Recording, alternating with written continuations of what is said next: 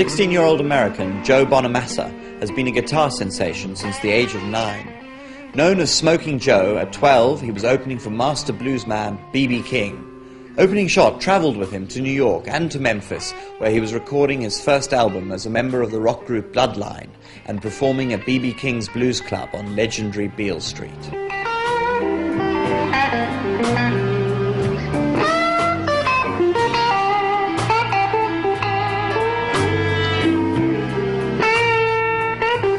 He's young, he's got great ideas, just good. One of a kind. The kind that will be a legend before he's 25.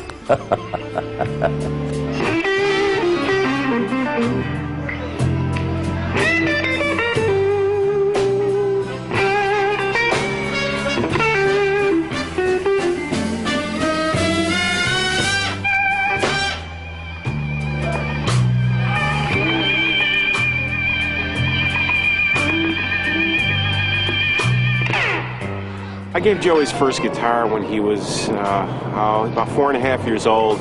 It was called the Chiquita, just short and scaled down model of a professional model guitar. And since it was shortened down and scaled down, he was able to reach chords at a very young age. By the time he was 6.5 years old, he was playing Stevie Ray Vaughan songs almost note for note, and I knew he was gifted. And it was the soul that he had, and the feel that he had, that you can't teach that. First time I played in a club was, I think I was 9 years old. My father brought me to this Italian restaurant that did entertainment. It's called the Modernistic Restaurant. It's still open. I was 9 years old, and only thing I remember about that night is I played with my back towards the audience because I was kind of scared. My father finally coaxed me to turn around and look at the audience, and after that it was they were all clapping, and it was this is something I could do. I still don't consider myself a great guitar player. I consider myself a learning one.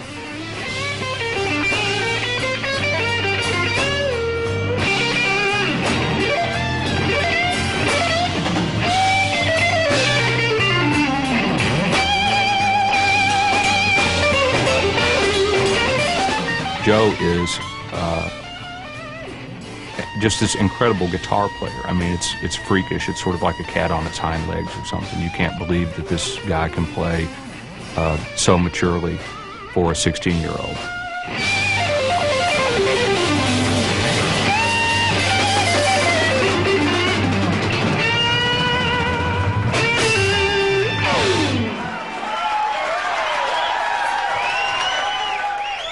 Children have their days too, sometimes not wanting to get up and go to school. Some days they want to go out and play and it's raining, or just bad days sometimes. So they have reasonable reason to have the blues as well. It's tough being 16. It's so hard being 16. Joe started listening to the blues when he was around 5 years old. And he stuck with it ever since. When I play blues, it's like a first love for me, where I can just sit down and play it, and if I'm in a happy mood, the blues will come out happy. It's one of the only types of music that depends on what frame of mind and what mood you're in. Traditional blues is probably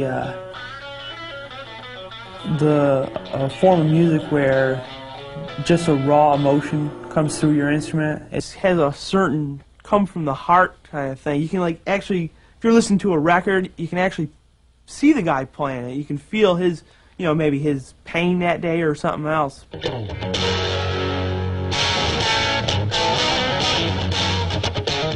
Blues rock is more complicated, faster, usually a faster tempo than traditional blues is.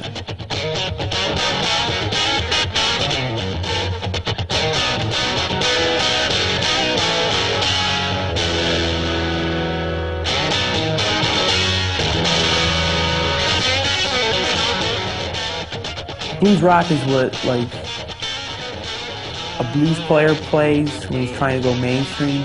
More like a Chuck Berry thing. He would be kind of considered blues rock. Blues chords, but in a rock and roll beat. Different ways of playing stuff can you know, make it sound like a different style. This would be like a blues lick.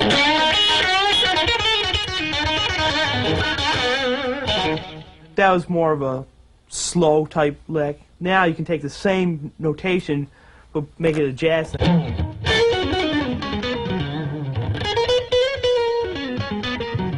Same pattern and all that. Then you take it and make it a country lick.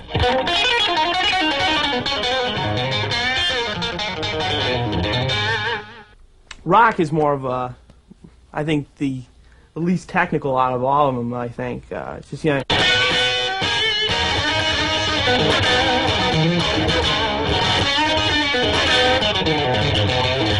I mean, that's like more of like a rock and blues are kind of close. Jazz has its own, you know, style and phrasing, and rock is really close to blues, and country is just really quick. Play as quick as you can, you know, as clean as you can, I think.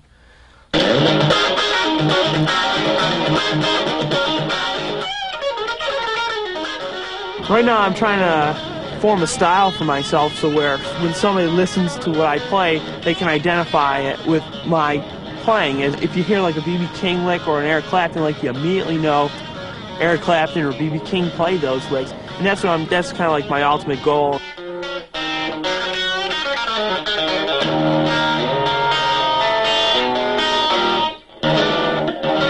The way I go about taking a